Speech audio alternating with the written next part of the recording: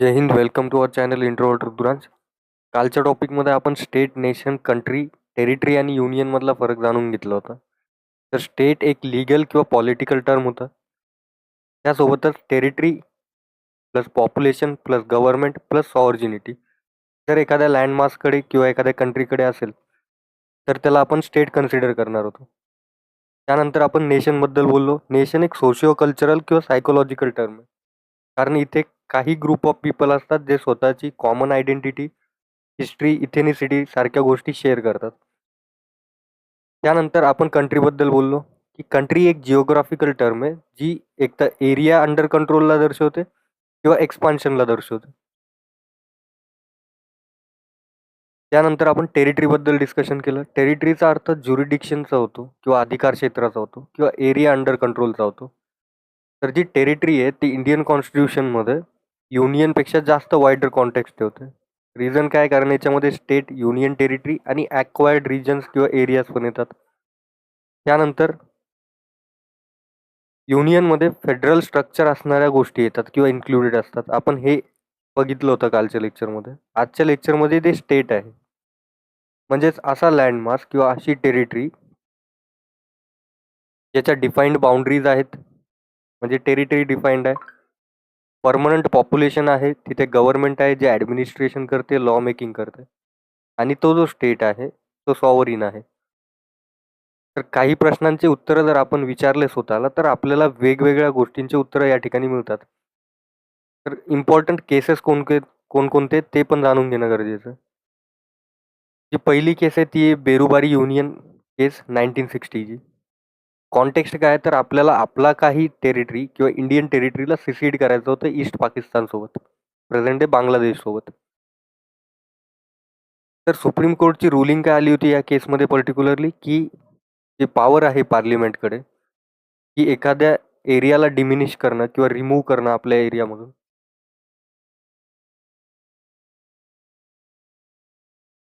ती article 3च्या under न करता त्यासाठी एक कॉन्स्टिट्युशनल अमेंडमेंट करावं लागेल, जे आर्टिकल 368च्या अंडर येईल. म्हणजेच बेरुबारी युनियन केसच्या रुलिंगमध्ये काय होतं, तर आर्टिकल 3चा वापर करून आपलं जे एक्झिस्टिंग ॲक्वायर्ड एरिया आहे किंवा आपल्या कंट्रोलच्या अंडर एरिया आहे त्याला दुसऱ्या कंट्रीला सिसीड करण्यासाठी किंवा देण्यासाठी आर्टिकल 3चा वापर न करता आर्टिकल 368 म्हणजेच कॉन्स्टिट्युशनल अमेंडमेंटचा वापर झाला पाहिजे. त्यानंतर Maganbhai Ishwarbhai Patel versus union of India 1969ची केस झाली.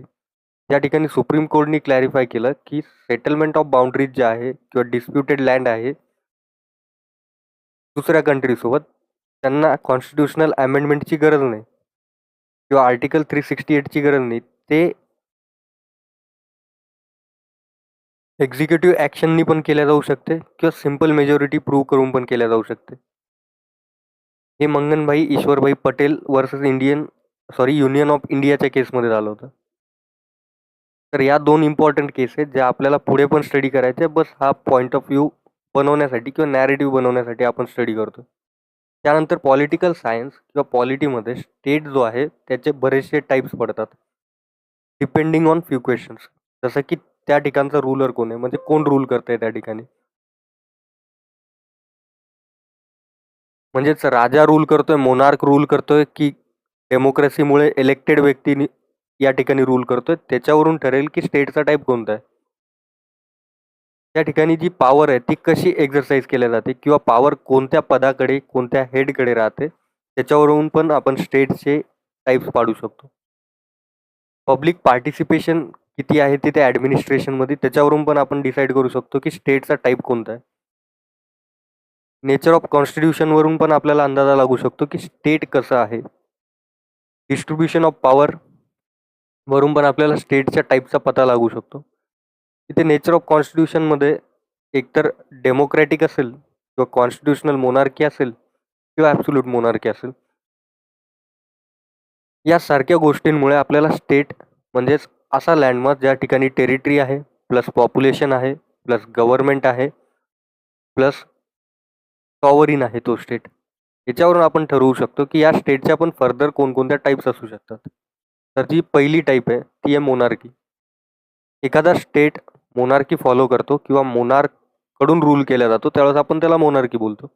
म्हणजेच या ठिकाणी जी गव्हर्नमेंट फॉर्म केल्या जाईल त्याचा हेड ऑफ स्टेट जो असेल तो किंग किंवा क्वीन असेल, राजा किंवा राणी असेल. अशा स्टेटला आपण मोनार्क बोलू शकतो किंवा मोनार्की असलेला स्टेट बोलू शकतो. आणि हे जे राजा किंवा राणीचं चयन होईल किंवा सिलेक्शन होईल ते हेरिडिटरी बेसिसवर होईल. म्हणजेच पिढी दर पिढी हे जे पद आहे ते ट्रान्सफर होत राहील एकाच फॅमिलीमध्ये. आता मोनार्कीमध्ये पण 2 टाइप्स येतात. एक असते ॲब्सोल्यूट मोनार्की आणि दुसरी असते कॉन्स्टिट्यूशनल मोनार्की. ॲब्सोल्यूट मोनार्कीमध्ये मोनार्क जो आहे त्याच्याकडे अनलिमिटेड पॉवर असते. कॉन्स्टिट्यूशन जे ते एकतर ॲब्सेंट असते किंवा वीक असते. म्हणजेच या ठिकाणी संविधान एकतर खूप जास्त वीक असेल किंवा ॲब्सेंट असेल. मोनार्क जो आहे तो सुप्रीम अथॉरिटी असेल या ठिकाणी, त्याच्याकडे अनचेक्ड अथॉरिटी असेल. त्याला कोणी प्रश्न विचारणार नाही. पब्लिक पार्टिसिपेशन जे आहे ते लिमिटेड असेल. एक्झाम्पल सौदी अरेबिया आणि ब्रुनेई हे 2 कंट्रीज. त्यानंतर येतं की कॉन्स्टिट्यूशनल मोनार्की काय. ज्यावेळेस मी फ्रान्सचं रेव्होल्यूशन किंवा फ्रान्सिसी क्रांतीबद्दल डिस्कस केलं होतं काही लेक्चर्समध्ये, त्यावेळेस तुम्हाला दिसलं असेल तिथे की बऱ्याचशा गोष्टी अशा होत्या त्या ठिकाणी आपण हे बघितलं होतं की जे ॲब्सोल्यूट मोनार्की होती फ्रान्समध्ये किंवा युरोपमध्ये एंटायरली, ती फ्रान्समध्ये झालेल्या क्रांतीनंतर तिथलं पॉलिटिकल स्ट्रक्चर कसं चेंज झालं होतं. आपण फ्रान्सचं जर उदाहरण घेतलं तर फ्रान्समध्ये स्टार्टिंगला ॲब्सोल्यूट मोनार्की होती. फेज 1 ज्यावेळेस एंड झाला फ्रेंच रेव्होल्यूशनचा, त्यावेळेस त्या ठिकाणी कॉन्स्टिट्यूशनल मोनार्की एस्टॅब्लिश झाली. म्हणजे संविधानिक मोनार्की एका प्रकारची. त्या ठिकाणी जो मोनार्क आहे तो सेरेमोनियल हेडसारखा वागतो किंवा सेरेमोनियल हेडसारखा वागतो. म्हणजेच त्याच्या ज्या पॉवर्स आहेत त्या लिमिटेड असतात किंवा लिमिट केल्या जातात कॉन्स्टिट्यूशनल मोनार्कीमध्ये. आणि जी ॲक्च्युअल पॉवर असते ती इलेक्टेड लोकांकडे असते, जी लोकं इलेक्ट करून आणतात. फीचर्स काय तर कॉन्स्टिट्यूशन जो आहे तो या ठिकाणी सुप्रीम बनून जातो. आपण ॲब्सोल्यूट मोनार्कीमध्ये काय बघितलं, कॉन्स्टिट्यूशन असलं तर वीक असतं नाहीतर ॲब्सेंटच असतं. बट कॉन्स्टिट्यूशनल मोनार्कीमध्ये कॉन्स्टिट्यूशन सुप्रीम असतं. पार्लिमेंट जो आहे तो जास्त पॉवरफुल या ठिकाणी बनून जाते कारण इलेक्टेड पीपल्सकडे पॉवर रिलाय करत आहे किंवा लाय करत आहे. मोनार्की जी आहे ती सिम्बॉलिक फंक्शन सारखा ॲक्ट करते. नाम मात्र हेड असतो राजा यावेळेस किंवा सेरेमोनियल हेड असतो. एक्झाम्पल युनायटेड किंगडम आहे याचं आणि जापान आहे. त्यानंतर डेमोक्रेसी येते. डेमोक्रेसी म्हणजेच लोकतंत्र. अब्राहम लिंकनचं एक फेमस कोट आहे याच्यासाठी की government of the people, by the people, for the people. म्हणजेच डेमोक्रेसीमध्ये जी गव्हर्नमेंटचं इलेक्शन होतं किंवा जे लोक इलेक्ट होऊन येतात ते लोकांकडूनच येतात, लोकांसाठीच येतात. आपण बोलताना बोलून देतो की लोकांसाठी, लोकांकडून निवडलेली इलेक्शन किंवा लोक रिप्रेझेंटेटिव्ह ते डेमोक्रेसीमध्ये असते. अल्टिमेट पॉलिटिकल पॉवर जी असते ते लोकांकडे असते. म्हणजेच लोकांकडे अधिकार असतो की कोणाला इलेक्ट करून आणायचं आहे, कोणाला समोरच्या वेळेस चान्स द्यायचा नाही आहे किंवा आता द्यायचं आहे. तर अब्राहम लिंकनचं एक फेमस कोट आहे जे एक्झाम पॉईंट ऑफ व्ह्यूने इम्पॉर्टंट आहे की government of the people, by the people, for the people. त्यानंतर टाइप्स ऑफ डेमोक्रेसी पण येतील की कोणकोणत्या टाईपचे डेमोक्रेसीज आहेत. तर एक आहे डायरेक्ट डेमोक्रेसी आणि दुसरी आहे इनडायरेक्ट किंवा रिप्रेझेंटेटिव्ह डेमोक्रेसी. तर डायरेक्ट डेमोक्रेसीमध्ये काय असतं की सिटिझन्स जे आहेत ते डायरेक्टली पार्टिसिपेट करू शकतात डिसिजन मेकिंग किंवा मग लॉ मेकिंगमध्ये. आणि डायरेक्ट डेमोक्रेसीचा एक आपण लूप होल बोलू शकतो की हे छोट्या रिजनसाठी किंवा स्मॉल प्लेसेससाठी किंवा स्मॉल कंट्रीजसाठी, स्मॉल स्टेटसाठी जास्त युजफुल असते. फीचर काय आहे तर सिटिझन्स जे ते डायरेक्टली वोट करू शकतात इश्यूजवर किंवा लॉ मेकिंगसाठी. ही मोर प्रॅक्टिकल असते स्मॉल स्टेटसाठी किंवा स्मॉल पॉप्युलेशनसाठी. आता इंडियाच्या पॉईंट ऑफ व्ह्यूने जर बघितलं तर इंडियामध्ये डायरेक्ट डेमोक्रेसी एक्झिस्टन्समध्ये येऊ नाही शकत कारण आपली पॉप्युलेशन खूप जास्त आहे. एरिया वाईज पण आपला कंट्री खूप जास्त आहे. हे काय करतं तर इंटरमिडिएटरीची जी संख्या आहे ती कमी करून टाकतं, जे मध्यस्थी करतात. जसं की इंडियामध्ये काय होतं की एक व्यक्ती इलेक्ट होऊन पार्लिमेंटमध्ये गेला, तो या व्यक्तीच्या म्हणजेच या ग्रुप ऑफ पीपलला रिप्रेझेंट करतो. ए व्यक्ती जो पार्लिमेंटमध्ये गेलाय, तर या ठिकाणी हा रिप्रेझेंटेटिव्ह सारखा ॲक्ट करतो किंवा इंटरमिडिएटरी सारखा ऍक्ट करतो, कारण लोकांनी याला निवडून आणलं, हा पार्लिमेंटमध्ये लॉ बनवणार. तर हा एका प्रकारे इंटरमिडिएटरी सारखा ऍक्ट करतो. पण डायरेक्ट डेमोक्रेसीमध्ये हा ग्रुप ऑफ पीपलकडेच पॉवर जास्त असते आता पण, कारण हे डायरेक्टली पार्टिसिपेट करतात, तर याचा रोल कमी होऊन जातो. एक्झाम्पल कोणतं आहे? स्वित्झर्लंड. तर लॉ मेकिंगसाठी बऱ्याचशा वेगवेगळ्या पद्धतीचा वापर केला जातो डेमोक्रेसीमध्ये किंवा लोकतंत्रामध्ये किंवा डायरेक्ट डेमोक्रेसीमध्ये, की लोकांचं पार्टिसिपेशन कसं होईल. तर पहिली पद्धत आहे रेफरेंडम. या ठिकाणी लॉ किंवा मग एखादं कॉन्स्टिट्युशनल अमेंडमेंट आहे ते डायरेक्टली लोकांकडे सबमिट केलं जातं अप्रुव्हल किंवा रिजेक्शनसाठी. त्याच्यामध्ये पण दोन टाईप असतात, एक असतं मॅन्डेटरी रेफरेंडम आणि दुसरं असतं ऑप्शनल रेफरेंडम. या दोन टाईपमध्ये रेफरेंडम होते, म्हणजे एका प्रकारची वोटिंग होते जिथे लोकांकडे अप्रुव्हलसाठी लॉ किंवा कॉन्स्टिट्युशनल अमेंडमेंट दिले जाते. हे दोन पद्धतीचे असतात, एक असतं मॅन्डेटरी रेफरेंडम आणि दुसरं असतं ऑप्शनल रेफरेंडम. दुसरं असतं इनिशिएटिव्ह. हे टूल्स ऑफ डायरेक्ट डेमोक्रेसी आपण बोलू शकतो किंवा मेथड्स ऑफ डायरेक्ट डेमोक्रेसी बोलू शकतो, ज्या ठिकाणी पब्लिक पार्टिसिपेशन डायरेक्टली आहे.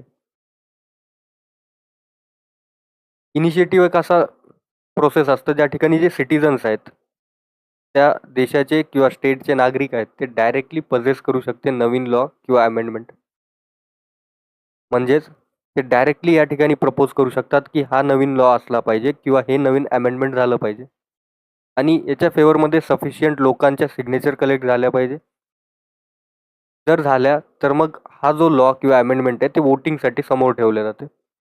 याच्यामध्ये काय फीचर्स आहे की एनकरेज करतो हा डायरेक्टली पब्लिक पार्टिसिपेशनला, अलाव करतो सिटीजन्सला की इनिशिएट करणं लेजिस्लेशनला किंवा लॉ मेकिंग करणं. तर इनिशिएटिव्ह दुसरा मेथड किंवा टूल आहे. तिसरा आहे रिकॉल. रिकॉलमध्ये वोटर जे ते रिमूव्ह करू शकतात आपल्या इलेक्टेड रिप्रेझेंटेटिव्हला, किंवा निवडून आलेले जे रिप्रेझेंटेटिव्ह आहेत लोकांचे, त्यांना रिमूव्ह करण्याचा पण एक टूल असते डायरेक्ट डेमोक्रेसीमध्ये, त्याला आपण रिकॉल बोलतो. पर्पज काय असतो तर अकाउंटेबिलिटी असली पाहिजे, आणि दुसरा पर्पज असतो की मिसयूज ऑफ पॉवर पासून रोखण्यासाठी त्या पर्टिक्युलर रिप्रेझेंटेटिव्हला. म्हणजेच या ठिकाणी लोक लॉला अप्रुव्हल पण देत आहे, एखादा नवीन लॉ किंवा अमेंडमेंट पण मानत आहे, त्यासोबतच रिकॉल पण करत आहे. म्हणजे त्यांच्याकडे इतका पण अधिकार आहे की ते इलेक्टेड रिप्रेझेंटेटिव्हला पण त्याच्या सीटवरून खाली पाडू शकतात. चौथा आहे प्लेबिसाईट. हे डायरेक्ट वोट असतं लोकांकडून, या ठिकाणी इम्पॉर्टंट पॉलिटिकल किंवा टेरिटोरियल इश्यूवर डील करायचं असतं. युजली प्लॅबिसाईड कधी केल्या जातं किंवा प्लॅबिसाईड टाईपची वोटिंग कधी केल्या जाते तर टेरिटोरियल डिस्प्यूट असल्यावर. म्हणजेच लँडसाठी जर कुठे भांडणं चालू असेल तर त्या डिस्प्यूटच्या केसमध्ये प्लॅबिसाईड केलं जातं. सॉव्हर्जिनिटी इश्यू असेल तेव्हा पण प्लॅबिसाईड केलं जातं, किंवा नॅशनल डिसिजन असेल, इम्पॉर्टंट नॅशनल डिसिजन असेल, पॉलिटिकल डिसिजन असेल, त्याच्यावर पण प्लेबिसाईड केलं जातं. तर हे होते टूल्स ऑफ डायरेक्ट डेमोक्रेसी. त्यानंतर येते इनडायरेक्ट किंवा रिप्रेझेंटेटिव्ह डेमोक्रेसी, जे इंडिया किंवा युनायटेड स्टेट्समध्ये आपण बघू शकतो. आपण मागच्या केसमध्ये काय बघितलं की सिटीजन्सकडे जास्त पॉवर आहे किंवा त्या ठिकाणच्या लोकांकडे जास्त पॉवर आहे. तर डायरेक्ट किंवा रिप्रेझेंटेटिव्ह डेमोक्रेसीमध्ये काय असतं तर जे सिटीजन्स आहे ते इलेक्ट करतात आपले रिप्रेझेंटेटिव्ह, जे त्यांच्या बिहाफवर एका प्रकारे गव्हर्न करतात किंवा लॉ मेकिंग किंवा लेजिस्लेचर चालवतात. म्हणजेच आपण लास्ट केसमध्ये काय बघितलं की इंटरमिडिएटचा रोल या ठिकाणी कमी झाला होता, किंवा डायरेक्ट डेमोक्रेसीमध्ये मध्यस्थी करणाऱ्या लोकांची संख्या कमी होती. पण इनडायरेक्ट रिप्रेझेंटेटिव्हमध्ये किंवा रिप्रेझेंटेटिव्ह डेमोक्रेसीमध्ये हा ग्रुप ऑफ पीपल आहे, तो काय करतो तर या व्यक्तीला निवडून पार्लिमेंटमध्ये पाठवतो. तर पार्लिमेंटमध्ये गेल्यानंतर हा काय करतो तर लॉ मेकिंग करतो, लॉ बनवतो किंवा अमेंडमेंट करतो किंवा गव्हर्नन्स चालवतो. तर या ग्रुप ऑफ पीपलचा हा इनडायरेक्ट रिप्रेझेंटेटिव्ह असतो. या ठिकाणी याचा रोल जो आहे तो वाढलेला असतो. लोकांचं काम काय असतं वोट करणं इलेक्शन्समध्ये, आणि याला इथे पाठवणं आपला रिप्रेझेंटेटिव्ह म्हणून, जेणेकरून हा जे लॉ बनवेल ते यांच्या फेवरमध्ये असेल. फीचर्स काय की रिप्रेझेंटेटिव्ह जे आहेत ते लॉज बनवतात त्या ठिकाणी. हे लार्जर कंट्रीज जसं की इंडियासाठी जास्त युजफुल आहे. आणि हे most common form of democracy आहे जे वर्ल्ड वाईड प्रॅक्टिस केले जाते. याचे एक्झाम्पल्स आहे इंडिया आणि युनायटेड स्टेट्स. त्यानंतर येते पार्लिमेंटरी डेमोक्रेसी. एक्झिक्युटिव्ह जे असतात ते लेजिस्लेचरकडून आपली पॉवर डिराईव्ह करतात. म्हणजेच काय, प्राईम मिनिस्टर जो आहे तो रिअल एक्झिक्युटिव्ह असतो. प्रेसिडेंट किंवा मोनार्क जो आहे तो नॉमिनल हेड असतो. या ठिकाणी कलेक्टिव्ह रिस्पॉन्सिबिलिटी ऑफ कॅबिनेटबद्दल पण बोललं जातं. म्हणजेच लेजिस्लेचरसाठी जी रिस्पॉन्सिबिलिटी आहे ती कलेक्टिव्ह असेल, कुठल्याही एका व्यक्तीची रिस्पॉन्सिबिलिटी नसेल. एक्झिक्युटिव्ह अकाउंटेबिलिटी टू लेजिस्लेचर असते. म्हणजे जो एक्झिक्युटिव्ह आहे तो अकाउंटेबल असतो लॉ मेकिंगसाठी. म्हणजेच पार्लिमेंटरी फॉर्म ऑफ डेमोक्रेसी असते. आपण काय बघितलं होतं बोरिंग फीचरमध्ये की आपण पार्लिमेंटरी फॉर्म ऑफ डेमोक्रेसी कोणाकडून घेतलेली आहे, तर आपण युनायटेड किंगडमकडून ती बॉरो केलेली आहे. तर एक्झाम्पल इंडिया आणि युनायटेड किंगडम आहे. आता बरेचसे स्टुडंट या ठिकाणी कन्फ्यूज होऊन जाईल की उत्तर काय, डायरेक्ट किंवा इनडायरेक्ट किंवा पार्लिमेंटरी डेमोक्रेसी. तर दोन्हीही आहेत. कारण रिप्रेझेंटेटिव्ह डेमोक्रेसी आपल्याला पॉवर ॲक्च्युअलमध्ये कुणाकडे आहे ते दाखवतं. पार्लिमेंटरी डेमोक्रेसी काय दाखवतं की पार्लिमेंटमध्ये जे लॉ बनवले जातील किंवा जे लेजिस्लेचर चालेल त्याच्यासाठी रिस्पॉन्सिबल कोण आहे, तर हे लोक म्हणजेच प्राईम मिनिस्टर, प्रेसिडेंट इंडियाच्या केसमध्ये. रिअल आणि नॉमिनल एक्झिक्युटिव्ह तर रिस्पॉन्सिबल असतील, सोबतच कलेक्टिव्ह रिस्पॉन्सिबिलिटी असेल कॅबिनेट मिनिस्ट्रीची किंवा कॅबिनेटची. त्यासोबतच एक्झिक्युटिव्ह जो आहे तो पण अकाउंटेबल असेल लेजिस्लेचरसाठी. हे पार्लिमेंटरी डेमोक्रेसीमध्ये होतं. एक्झाम्पल कोणते, इंडिया आणि युनायटेड किंगडम. त्यानंतर प्रेसिडेन्शियल डेमोक्रेसी, ही USA मध्ये चालते. या ठिकाणी प्रेसिडेंट जो आहे तो बोथ हेड ऑफ स्टेट असतो आणि हेड ऑफ गव्हर्नमेंट असतो. म्हणजे त्या ठिकाणी पॉवर जी आहे ती प्रेसिडेंटकडे जास्त असणार. फीचर काय की सेपरेशन ऑफ पॉवर या ठिकाणी दिसते. फिक्स टेन्युअर असतो प्रेसिडेंटचा. एक्झिक्युटिव्ह जे आहे ते इंडिपेंडंट असतं लेजिस्लेचरपासून. हे डेमोक्रेसीचे किंवा प्रेसिडेन्शियल डेमोक्रेसीचे फीचर्स आहे. एक्झाम्पल कोणतं आहे, तर युनायटेड स्टेट. या ठिकाणी प्रेसिडेंट जास्त पॉवरफुल असेल. नंतर येते रिपब्लिक. रिपब्लिकचा अर्थ होतो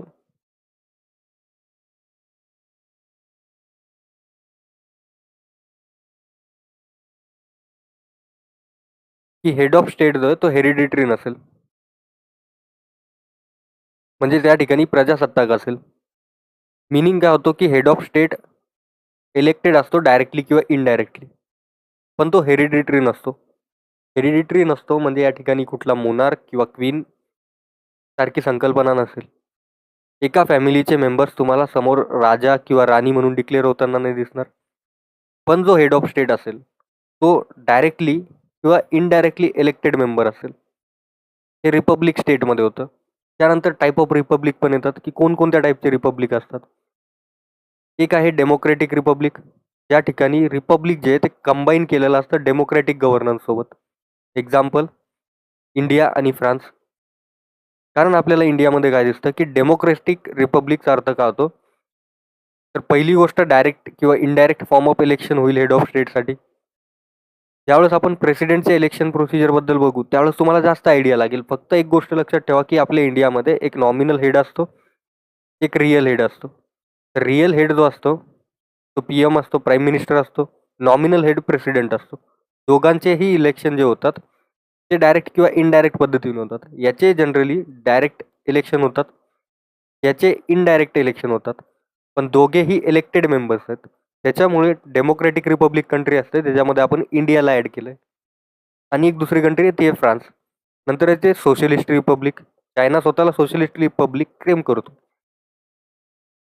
या ठिकाणी सोशलिस्टिक प्रिन्सिपल्स सोबत रिपब्लिक बेस्ड आयडियाज कंबाईन असतात.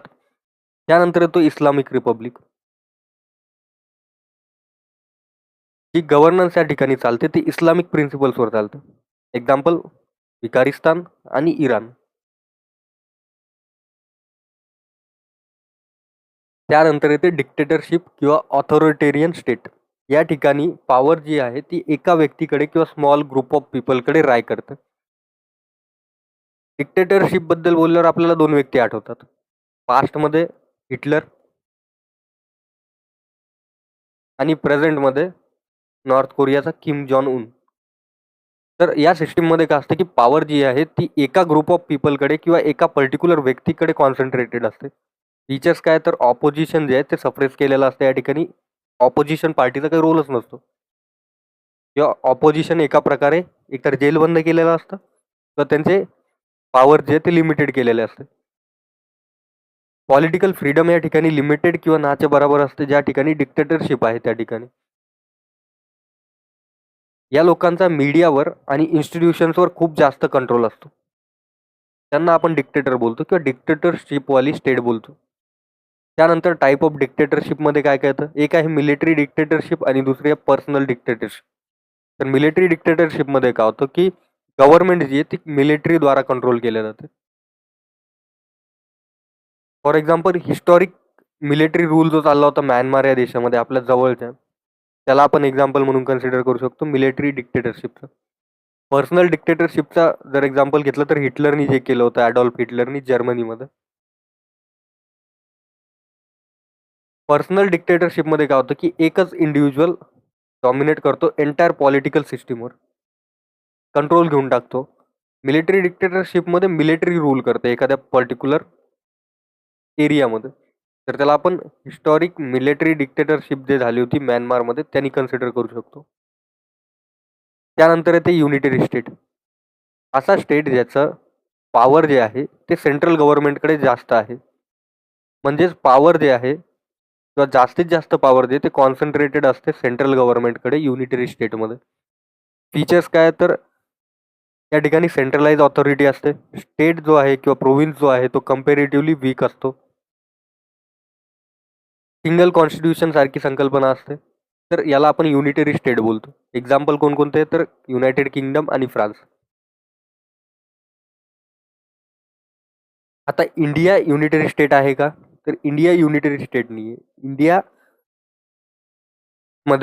फेडरल फीचर आहे विथ युनिटरी बायस. म्हणजेच कधी कधी सेंट्रल काही काही केसेसमध्ये सेंट्रल गव्हर्नमेंट जी आहे ती जास्त स्ट्रॉंग होऊन जाईल, जसं की एमर्जन्सीच्या वेळेस. फेडरल फीचरमध्ये काय होतं, की शेअरिंग ऑफ पॉवरबद्दल आपण जनरली बोलतो. स्टेट गव्हर्नमेंट पण असेल, सेंट्रल गव्हर्नमेंट पण असेल. ज्यावेळेस आपण फेडरल फीचरसोबत युनिटरी बायसला कंबाईन करतो त्यावेळेस सेंटर जास्त स्ट्रॉंग असतं काही केसेसमध्ये किंवा काही मुद्द्यांवर. नंतर येते फेडरल स्टेट. जसं आत्ता आपण डिस्कस केलं की इंडिया एक फेडरल स्टेट आहे, तसंच युनायटेड स्टेट्स पण एक फेडरल स्टेट आहे. या ठिकाणी पॉवर जी आहे ती डिवायडेड असते between central government and regional government किंवा इंडियाच्या केसमध्ये स्टेट गव्हर्नमेंट. या ठिकाणी ड्युअल गव्हर्नमेंट सारखे फीचर्स असतात. म्हणजेच एक राज्य सरकार असेल प्लस एक केंद्र सरकार असेल. या ठिकाणी रिटन कॉन्स्टिट्यूशन असेल, लिखित संविधान असेल. या ठिकाणी डिव्हिजन ऑफ पॉवर सारखी पण कन्सेप्ट असेल, जे आपण बघितलं की स्टेट लिस्ट असते, युनियन लिस्ट असते, कॉन्करंट लिस्ट असते. या ठिकाणी आपल्याला डिव्हिजन ऑफ पॉवर सारखी संकल्पना पण दिसते. या ठिकाणी ज्युडिशरी जी आहे ती एक्झिक्युटिव्ह पासून किंवा लेजिस्लेचर पासून वेगळी केलेली असते. म्हणजेच इंडिपेंडंट ज्युडिशरी असते. याच्यामध्ये पण आपण हायरार्की बघितली इंडियाच्या कॉन्टेक्स्टमध्ये, की सुप्रीम कोर्ट्स असतील, हाय कोर्ट्स असतील, सबऑर्डिनेट कोर्ट्स असतील, ट्रिब्युनल्स असतील, या सगळ्या गोष्टी असतात.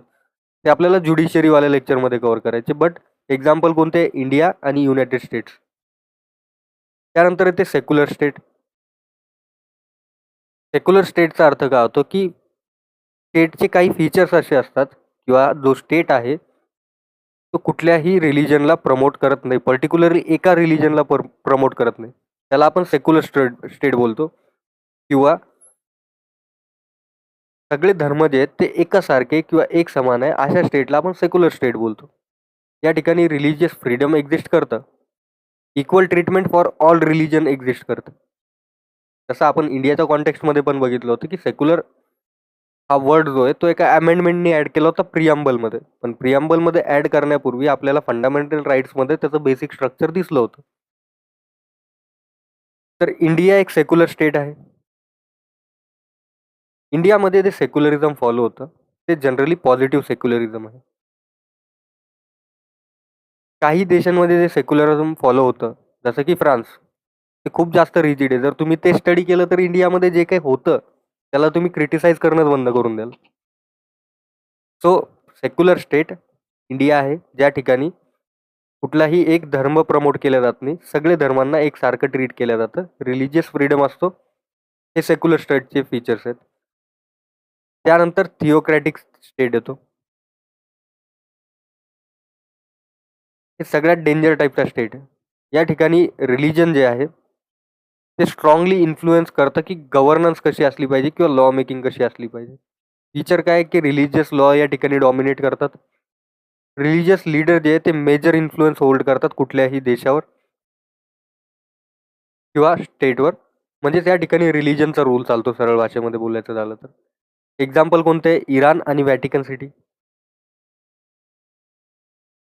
इस्लाम डॉमिनेट करतो, ख्रिश्चॅनिटी डॉमिनेट करते या दोन स्टेट्समध्ये.